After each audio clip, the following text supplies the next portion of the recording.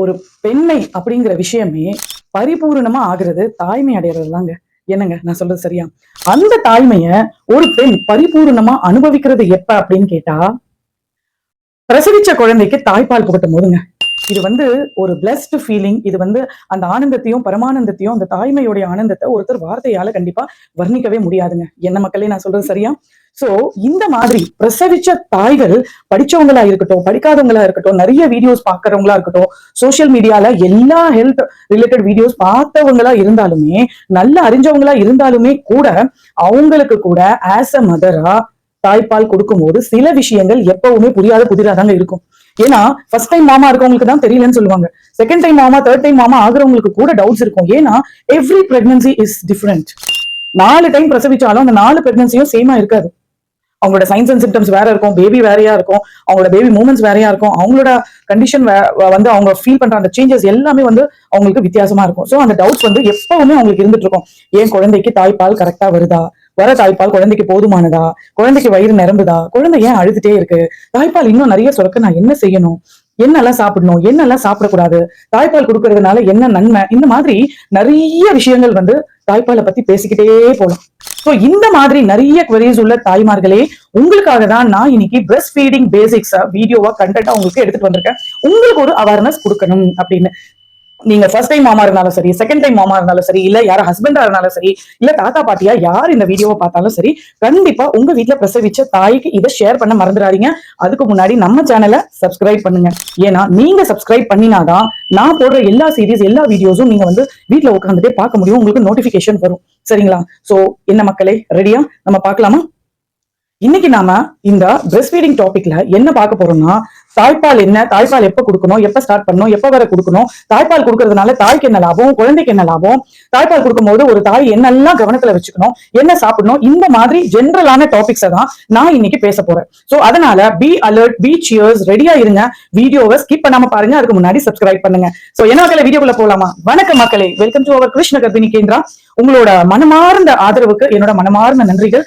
So நாம அழகா pregnancy series முடிச்சிட்டோம், லேபர் அண்ட் டெலிவரி சீரிஸ் முடிச்சுட்டு இப்ப போஸ்ட்மார்டம் சீரிஸ் பார்த்துட்டு இருக்கோம், நெக்ஸ்ட் பேபி சீரிஸ் பார்க்கிறோம், அதுக்கப்புறமா ஹை ரிஸ்க் பிரெக்னன்சி பத்தியும் நம்ம பார்க்க போறோம். சோ இந்த மாதிரி நிறைய விஷயங்கள் நான் உங்களுக்கு சொல்ல போறேன். அதனால நம்ம கூட கம்யூனிட்டி பில்டப் பண்ணுங்க, சேனலை சப்ஸ்கிரைப் பண்ணுங்க. சோ ஃபர்ஸ்ட் இந்த தாய்ப்பால் கொடுக்கறதுக்கு நாம பெருசா படிக்க வேண்டாம், நம்ம குழந்தைக்கும் படிப்பிக்க வேண்டாங்க. ஏன்னா இந்த பிரபஞ்சத்துல பிறக்கிற அத்தனை குழந்தைகளுமே ஒரு இன்ஸ்டிக்டோட தான் பிறக்குது.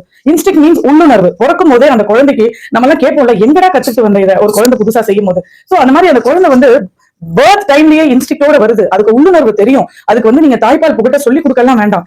ஜஸ்ட் நீங்க பிரஸ்ட எக்ஸ்போஸ் பண்ணாலே அந்த குழந்தை தன்னால வாய் திறக்கும். சக்கிங் ரிஃப்ளெக்ஸ்ன்றது அந்த குழந்தைக்கு தன்னால இருக்கு. ஓகேங்களா? சோ அதை எப்ப ஸ்டார்ட் பண்ணணும் அப்படின்னா, குழந்தை பிறந்த ஃபர்ஸ்ட் ஹவர்லயே பிரஸ்ட் ஃபீடிங் ஸ்டார்ட் பண்ணணும். அந்த மதர் பேபி பாண்டிங் இருக்கு பாத்தீங்களா?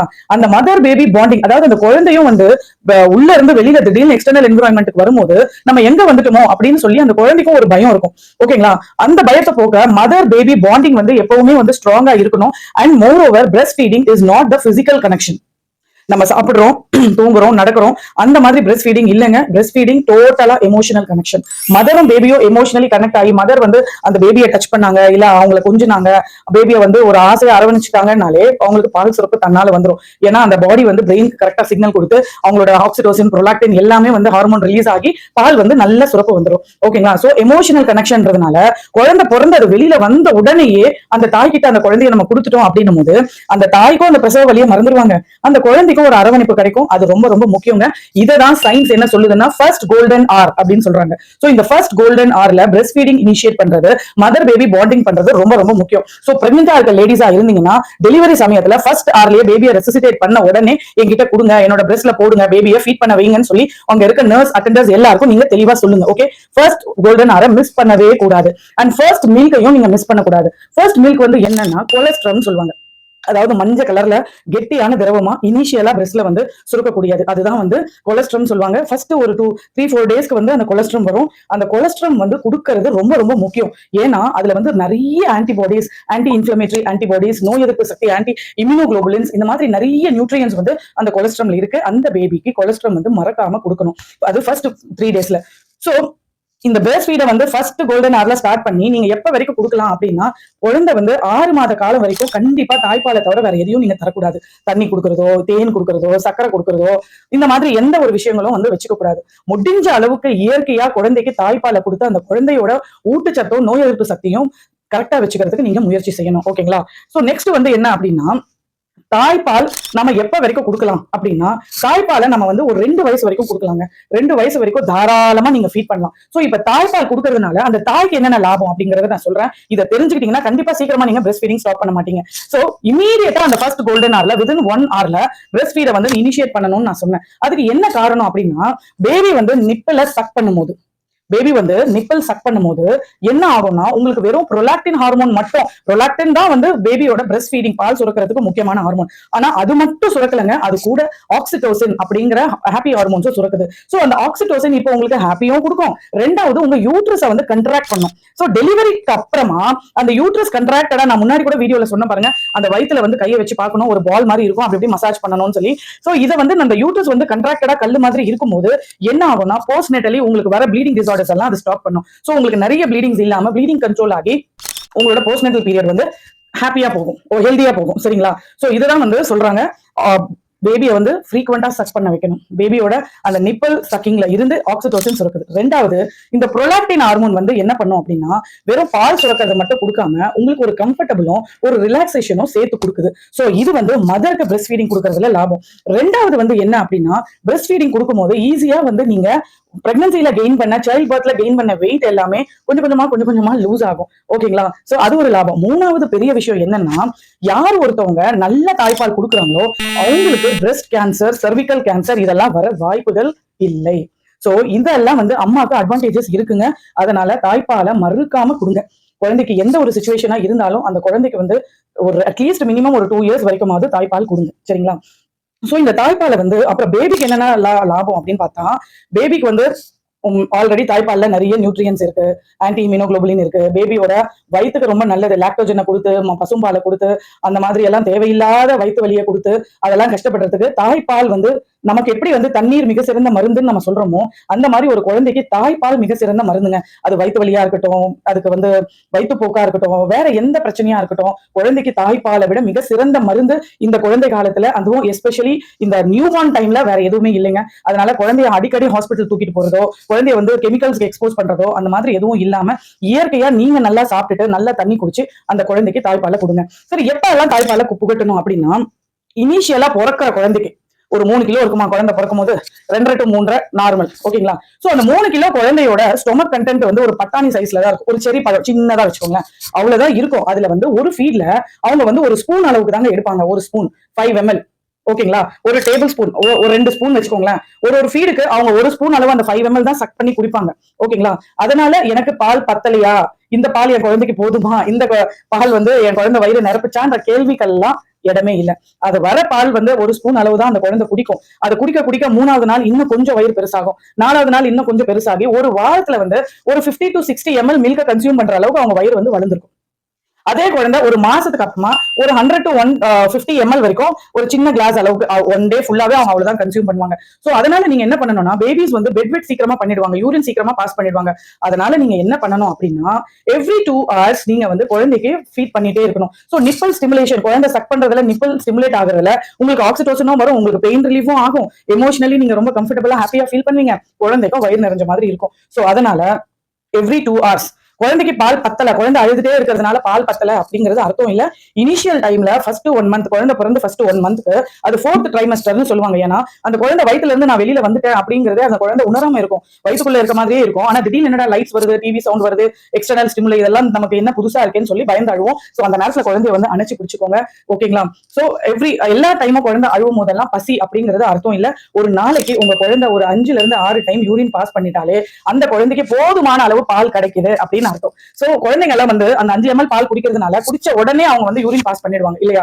சோ அதனால அவங்களுக்கு வந்து நீங்க ஃப்ரீக்வெண்டா பாலை கொடுத்துட்டே இருங்க. நைட்ல வந்து அவங்க நல்லா தூங்குறாங்க அப்படின்னா 2 hours 3 hours கூட நீங்க கேப் கொடுக்கலாம், தூங்குற குழந்தை எழுப்ப வேணாம். ஆனா ஃப்ரீக்வெண்டா அவங்களுக்கு ஃபீட்ஸ் கொடுக்கணும். கொஞ்சம் கொஞ்சமா அவங்க வயிறு, அவங்களுக்கு வந்து போதும் வயிறு ஆயிடுச்சு அப்படின்னா நல்லா தூங்க ஆரம்பிச்சிருவாங்க. சோ அதனால மை டியர் மாமிஸ், நீங்க இப்ப என்ன மனசுல ஏத்திக்க வேண்டிய விஷயம் என்னன்னா, பால் குடிக்கிற தாய்மார்கள் ஜீரக தண்ணி, வெந்தய தண்ணி, சோம்பு, இந்த மாதிரி ஓமம் இது எல்லாத்தையும் சேர்த்துக்கணும். இது வந்து உங்க வயிறை வந்து டிடாக்ஸ் பண்ணும். உங்க வயித்துல இருக்க கேஸ் பிரச்சனை, ப்ளோட்டிங் இதெல்லாம் சரி பண்ணும். மூணாவது லாக்டேஷனை என்ஹான்ஸ் பண்ணும். சோ வெந்தயம் இருக்கு பாத்தியா, அது வந்து ப்ரொலாக்டினை ரொம்ப ஸ்டிமுலேட் பண்ணும். ப்ரொலாக்டின் தான் வந்து இந்த பிரஸ்ட் ஃபீடிங்க்கு ரொம்ப அவசியமான ஒரு விஷயம். சோ அதனால நல்ல தண்ணி குடிங்க. ஒவ்வொரு ஃபீட்க்கு அப்புறமாவும் குழந்தைய வந்து நல்ல பால் கொடுக்கறதுக்கு முன்னாடி 2 கிளாஸ் தண்ணி நீங்க வார்மா குடிச்சிட்டு நல்ல பொசிஷன்ல வச்சு குழந்தையோட ஹெட்டை வந்து எலிவேட் பண்ணி வச்சுதான் நீங்க வந்து ஃபீட் பண்ணணும். இதுதான் ஸ்டார்டிங் ஃபேஸ். ஸோ சிசேரியன் மதர்ஸா இருக்காங்க அப்படின்னும் போது அசிஸ்டன்ஸ் வந்து குழந்தை இப்படி வச்சு பிரஸ்ட் நிப்பிள் மட்டும் எக்ஸ்போஸ் பண்ணக்கூடாது. டோட்டல் பிரஸ்டே நீங்க எக்ஸ்போஸ் பண்ணாதான் அந்த குழந்தை இப்படி இப்படி இப்படி தேடிட்டு வந்து நிப்பிளை கேட்ச் பண்ணும். ஸோ நீங்க வந்து அந்த குழந்தைய ஒர்க் அவுட் பண்றதுக்கு டைம் கொடுக்கணும்.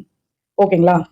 சோ மை டியர் மாமிஸ், ஒவ்வொரு டைம் ஃபீட் பண்றதுக்கு முன்னாடியும் ஒரு 2 கிளாஸ் ஜீரக தண்ணியோ, சோம்பு தண்ணியோ, இல்ல வெந்தய தண்ணியோ ஏதோ ஒண்ணு நீங்க வார்மா சிப் பண்ணிட்டு குடிங்க. வாட்டர் பாட்டில் எப்பவுமே உங்க பக்கத்துல இருக்கணும். ஏன்னா ப்ளீடிங் ஆயிட்டு இருக்கு, ஆல்ரெடி நீங்க வந்து பிளட் லாஸ்ல டீஹைட்ரேட் ஆயிருப்பீங்க. சோ அதெல்லாம் கரெக்ட் பண்றதுக்கு உங்களுக்கு ஹைட்ரேஷன் ரொம்ப முக்கியம். சரிங்களா? நல்ல சத்தான சாப்பாடு ரொம்ப முக்கியம். குழந்தை தான் பிறந்துடுச்சே இனி என்ன அப்படிங்கிறது இல்ல. பிளட் லாஸ் ஆனது, கால்சியம் முக்கியம், ஐரன் முக்கியம், மொத்த மசில்ஸும் வந்து இழுத்து வேலை பார்த்திருக்கு. அதனால வந்து புரோட்டீன்ஸ் எவ்ரி மீல்ல வந்து புரோட்டீன் சேர்த்துக்கோங்க, ஃபைபர் சேர்த்துக்கோங்க. உங்களோட ஸ்டிச்சஸ் எல்லாம் சீக்கிரம் ஆறும், மோஷன் கட்டாம இருக்கும். சரிங்களா? சோ தாய்ப்பால் கொடுக்கிற தாய்மார்கள் என்னென்ன சாப்பிடணும் சாப்பிடக்கூடாதுன்றத போஸ்ட்நேட்டல் டயட் நான் ஒரு டீடைல்டு வீடியோவா நெக்ஸ்ட் வீடியோவா நான் கண்டிப்பா உங்களுக்கு போடுறேன். இந்த பிரஸ்ட் ஃபீடிங் அவேர்னஸ்ல உங்களுக்கு வேற ஏதாவது டவுட் இருந்துச்சுன்னா வந்து கண்டிப்பா கமெண்ட் செக்ஷன்ல கேளுங்க. உங்களுக்கு வந்து பர்சனல் கைடன்ஸ் வேணும்னா நீங்க வந்து மேல டிஸ்பிளே ஆயிருக்க ஆன்லைன் நம்பருக்கு நீங்க வாட்ஸ்அப் பண்ணலாம். சோ நான் உங்களுக்கு சொல்லிக்கிற விஷயம் இதுதான். நீங்க வந்து எப்பவுமே இந்த நர்சிங் பிரா, இந்த நர்சிங் மெட்டர்னிட்டி நைட்டிஸ் இதெல்லாம் போட்டு வெறும் நிப்பிள் மட்டும் நீங்க எக்ஸ்போஸ் பண்ணாதீங்க. அந்த நிப்பிள் மட்டும் எக்ஸ்போஸ் பண்ணும்போது அந்த குழந்தைங்களுக்கு ஒரு சாட்டிஸ்பாக்சன் வராது. அந்த டோட்டல் பிரஸ்ட்டை நீங்க வந்து எக்ஸ்போஸ் பண்ணும்போது தான் அந்த குழந்தைக்கு வந்து ஒரு வார்ம் ஃபீலிங் வரும், ஒரு கம்ஃபர்டபிள் ஃபீலிங் வரும், ஒரு எமோஷனல் கனெக்ஷன் கிடைக்கும். சோ அந்த பிரஸ்ட் அந்த குழந்தை வந்து ஃபுல்லா பார்க்கும்போது தான் அதுக்கு வந்து கரெக்டா அதோட வாய் பெருசா திறந்து அந்த நிப்பிள கேட்ச் பண்ணும். சரிங்களா? ஒரு சில அம்மாங்களுக்கு இன்வெர்டட் நிப்பிளா இருக்கும், நிப்பிள்ஸ் எல்லாம் வந்து சின்னதா இருக்கும். சோ அந்த மாதிரி தாய்மார்களுக்கு வந்து பால் ஊட்டுறது ரொம்ப கஷ்டமா இருக்கும். சோ அவங்க எல்லாம் என்ன பண்ணலாம் அப்படின்னா, நார்மலா சுத்தமான தேங்காய் எண்ணெய் எடுத்து மேல தடவிட்டு கொஞ்சம் நிப்பிள் ஸ்டிமுலேட் பண்ணி இழுத்து இழுத்து கொஞ்சம் மசாஜ் பண்ணாங்க எவ்ரி ஃபீட்க்கு முன்னாடி ஒரு 10 மினிட்ஸ். இனிஷியல் ஸ்டேஜ் கண்டிப்பா உங்களுக்கு பெயின்ஃபுல்லா தாங்க இருக்கும், நான் இல்லைன்னு கண்டிப்பா நான் சொல்ல மாட்டேன். எவ்வளவுதான் பிளசன்ட், பிளஷரபிள், ஹாப்பியஸ்ட் மூமெண்டா இருந்தாலும் அந்த கோ த்ரூ பண்ண அந்த டெலிவரி பெயின் வந்து அவ்வளவு சீக்கிரத்துல போகாது. அட்லீஸ்ட் ஒரு 6 வீக்ஸ் ஆகுது உங்களுக்கு இருக்கும். சோ இருந்தாலுமே குழந்தைய இந்த டைம்ல இனிஷியலி நம்ம பார்த்துக்க வேண்டிய கடமை நமக்கு இருக்கு. சோ அதனால லாக்டோஜன் அது இதுன்னு போட்டு குழந்தைக்கு ஜாண்டிஸை கொடுத்துறாம, ஈவன் பிரஸ்ட் ஃபீடிங்கே நம்ம சரியா ஃபீட் பண்ணல அப்படின்னாலும் குழந்தைக்கு ஜாண்டிஸ் வர வாய்ப்பு இருக்கு. சோ அந்த மாதிரி கஷ்டங்களுக்கு நம்ம குழந்தைய தள்ளிடாம குழந்தைய எவ்ரி 2 hours நீங்க தூங்குங்க, அந்த குழந்தையும் தூங்க வைங்க, எழுந்து ஃபீட் பண்ணுங்க. அலார்ம் செட் பண்ணிக்கோங்க, ஹேண்ட் வாஷ் பண்ணிக்கோங்க. பிரஸ்ட்டை கூட, ஏன்னா ஸ்வெட்டா இருக்கும், நம்ம வார்ம் கிளாத்ஸ் போட்டிருக்கோம், பிரஸ்ட் எல்லாம் ஸ்வெட்டா இருக்கும். ஸோ அந்த ஸ்வெட் ஸ்மெல்லோட குழந்தைக்கு பால் கொடுக்க வேண்டாம், கிளீன் பண்ணுங்க. அதுக்கப்புறமா குழந்தை எப்படி லேட்ச் பண்ணணும்னு சொல்லிட்டேன். இதுக்கப்புறம் ஃபீடிங் அப்புறம் என்ன பண்ணணும் அப்படின்னா, குழந்தைய அழகா மேல தோல்ல போட்டு தட்டணும். பாலை கொடுத்தோம் அப்படியே போட்டுட்டோம்னு இருக்கக்கூடாது. அதுக்கப்புறம் படுத்துக்கிட்டே பால் கொடுக்குற விஷயமும் இருக்கக்கூடாது. படுத்துக்கிட்டு கொடுக்கலாம். ஈவன் சிசேரியன் மதர்ஸா இருக்காங்க, அவங்களால எல்லா நேரமும் எழுந்துக்க முடியாது. அப்ப என்ன பண்ணணும்னா, கொஞ்சம் ஹெட் எண்ட ரைஸ் பண்ண மாதிரி தான் அந்த அம்மாவும் படுத்துக்கணும். அந்த குழந்தையோட கையை இப்படி வச்சு நீங்க கொடுக்கலாம். அண்ட் ஃபீட் பண்ணதுக்கு அப்புறமா சைடா படுத்துக்கிட்டு கொடுக்கலாம். குழந்தையும் சைட்ல இருக்கணும், மம்மியும் சைட்ல இருக்கணும். ஏன்னா நேரா படுத்துட்டு கொடுக்கும்போது மூச்சு குழால போய் ஆஸ்பிரேஷன் ஆகிற வாய்ப்புகள் இருக்கு. அண்ட் மோர் ஓவர் நைட்ல வந்து படுத்துட்டு கொடுக்குற பழக்கத்தை அவாய்ட் பண்ணுங்க. ஏன்னா நிறைய குழந்தைகள் sudden infant death syndrome, chits அப்படின்னு சொல்லுவாங்க, அந்த மாதிரி விஷயத்துல நிறைய குழந்தைகள் இறந்திருக்கு. ஏன்னா நைட் டீப் ஸ்லீப்ல தாயும் இருப்பாங்க, அந்த வலி வேதனையில இருக்கிறதுனால அந்த பிரெஸ்ட் மொத்தமா அந்த குழந்தை மேல எக்ஸ்போஸ் ஆகி அந்த வெயிட்ல மூச்சு திணறி குழந்தை, அது sudden infant death syndrome means அதுக்கு காரணமே தெரியாது. ஒரு சில குழந்தை தூக்கத்துல ஆஸ்பிரேஷன் ஆகி அது லங்ஸ்ல போய் மூச்சடைச்சு இறந்த குழந்தைகளும் இருக்கு. அதனால இந்த இளம் குழந்தைகள், பச்சிளம் சிசு இனிஷியல் டேஸ்ல பாத்துக்கிறது ரொம்ப ரொம்ப முக்கியம், ரொம்ப கஷ்டமும் கூட. அதனால குழந்தைய பால் கொடுத்துட்டீங்கன்னா பக்கத்துல படுக்க வைங்க, இல்ல அட்டெண்டர்ஸ் யாராவது உங்க வீட்டுல இருக்க பெரியவங்களோ ஹஸ்பண்ட்ஸோ பக்கத்துல அக்கம்பெனி பண்ண வச்சுக்கோங்க. சரிங்களா? சோ முடிஞ்ச அளவுக்கு குழந்தைய வந்து பாதுகாப்பா பாருங்க. பால் கொடுத்த பிறகு தோல்ல போட்டு குழந்தைய வந்து கீழே இருந்து மேலே இப்படி இப்படி தட்டி ஏப்பம் விட்டதுக்கு அப்புறம் தான் குழந்தைய பெட்ல படுக்க வைக்கணும். அதுவுமே படுக்க வைக்கும் போது சைட் பொசிஷன்ல படுக்க வச்சீங்க அப்படின்னா, ஏன்னா குழந்தைங்க இப்பதான் பிறந்திருக்கு, அதோட மொத்த உள்ள இன்டர்னல் சிஸ்டம்ஸும் இப்பதான் வளர்ந்துட்டு இருக்கு. சோ அதனால அவங்களால கல்ப் பண்ண முடியாது. ஒரு சில குழந்தைங்க வாயிலேயே பாலை வச்சுட்டே கூட அப்படியே தூங்குவாங்க. சோ அந்த மாதிரி சிச்சுவேஷன்ல நீங்க சைட் லைங் பொசிஷன்ல படுக்க வச்சீங்க அப்படின்னும் போது அந்த பால் எல்லாம் ட்ரெயின் ஆயிடும். அது அப்படியே நம்ம நேரா போட்டோம்னா என்ன ஆகும்னா, அது அப்படியே லங்ஸுக்கு ஏறிடும், தேவையில்லாத குழந்தைக்கு பிரச்சனைகள் வரும். சோ இந்த மாதிரி கன்ஃபியூஷன்ஸ் எல்லாம் படிச்ச டாக்டர் அம்மாவாவே இருந்தாலுமே பேபி ஹேண்ட்லிங்ல எல்லாருக்கும் வர டவுட் தாங்க இது. நமக்கு எல்லாமே, ஏன் ஈவன் எனக்கு எல்லாம் தெரிஞ்சிருந்தோம், எனக்கு என்னோட குழந்தை பிறந்தப்ப எனக்கும் அப்படிதாங்க டவுட் இருந்தது. அந்த அனுபவத்துல தான் நான் உங்களுக்கும் சொல்றேன், எல்லாருக்கும் எல்லாமே தெரிஞ்சிடுச்சு அப்படிங்கறது அர்த்தம் இல்ல. தெரியாத விஷயங்கள் பல. Life is full of learning. Every day is a new learning. அந்த மாதிரி தான் every baby is a different. நம்மளுக்கு முன்னாடி பிறந்த பேபி வேற மாதிரி இருக்கும், ரெண்டாவது குழந்தை வேற மாதிரி இருக்கும். சோ அதனால ரெண்டாவது அம்மா தானே, ரெண்டாவது டெலிவரி தானே, இது கூட தெரியாதா, அந்த மாதிரி யாரையும் ஜட்ஜ் பண்ணாதீங்க. இது ஜட்ஜ் பண்ணக்கூடிய டைம் இல்ல, சப்போர்ட் பண்ணக்கூடிய டைம். சோ இந்த வீடியோவை பாக்குற தாய்மார்களா இருந்தாலும், பிரெக்னென்ட் லேடிஸா இருந்தாலும், ஹஸ்பண்ட்ஸா இருந்தாலும், தாத்தா பாட்டியா இருந்தாலும், யாரா இருந்தாலும் உங்க வீட்டுல பிரசவிச்ச தாய்க்கு கண்டிப்பா இதை ஷேர் பண்ணுங்க. உங்களுக்கு இந்த வீடியோ பயனுள்ளதா இருக்கும்னு நான் நம்புறேன். பயனுள்ளதா இருந்ததுன்னா லைக் பண்ணுங்க. உங்களோட மனசுல பட்ட என்னத்த ஒப்பீனியனை கமெண்ட்ல எழுதுங்க. வேற ஏதாவது உங்களுக்கு டவுட்ஸ் இருந்தாலும் கமெண்ட் செக்ஷன்ல சொல்லுங்க, இல்ல என்னோட வாட்ஸ்அப்க்கு வாங்க. கண்டிப்பா நான் உங்களை கைட் பண்றேன். நெக்ஸ்ட் வந்து நம்ம போஸ்ட்நேட்டல் சீரிஸ் முடிச்ச உடனே பேபி சீரிஸ் ஸ்டார்ட் பண்ண போறோம். அதுக்கப்புறமா ஹை ரிஸ்க் பிரெக்னன்சி பத்தி எல்லாம் பேச போறோம். சோ அதனால சீக்கிரமா சப்ஸ்கிரைப் பண்ணுங்க. இன்னொரு மாமிக்கு மறக்காம ஷேர் பண்ணுங்க. சீக்கிரமா உங்களை நான் வேற ஒரு வீடியோல பாக்குறேன். தேங்க்யூ. Take care.